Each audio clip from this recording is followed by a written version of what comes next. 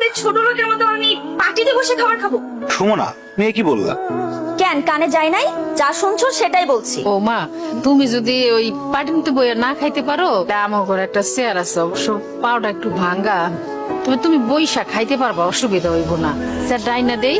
ভাঙা চেয়ারে বসে সুমনা খাবার খাবে? অসম্ভব। ছি ছি, এসব কি রান্না করছে? এর থেকে তো আমার বাসার কাজের বুয়ারা ভালো রান্না করে খায়। মাকে ভেবে অপমান না করলে হয় না? এটা কোনো রান্না হইলো? তুমি খাবারটা খাবা না ঠিক আছে, সেই জন্য তুমি আমাদের রিজিকটা নষ্ট করবা? এই একটা ছোট লোকদের সমস্যা, কিছু বললে তাদের অপমান হয়ে যায়। যত সব ফালতু নাকামি।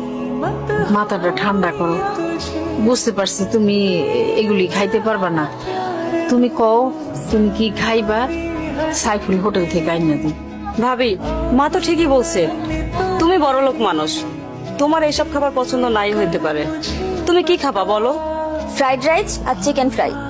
মা, সেটা তো মেলা দাম। আমি সারাদিনে যে ইনকাম করি তা দিয়ে তো এক প্লেট ফ্রাইড রাইসও হবে না। এই বাসি পচা গন্ধ খাবার তুমি কোথা থেকে এনেছো?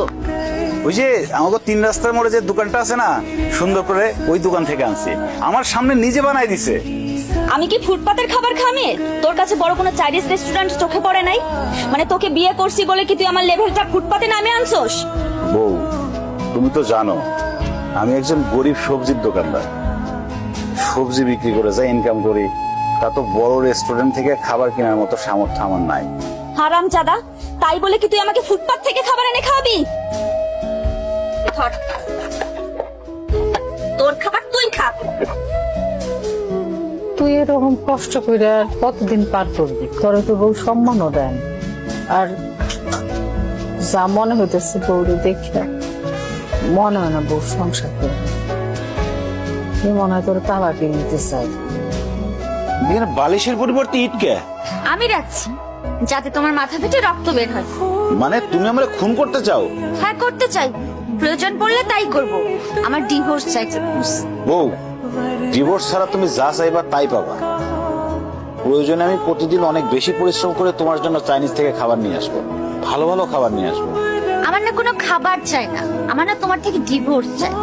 কারণ তোমার মতো সবজি আলার সাথে না আমার যায় না। কি হলো, এরকম বজ্রপাত হয়ে যায় মানুষের মতো চুপচাপ বসে আছো কেন? কি বলছি কানে যায় নাই? জি, গেছে।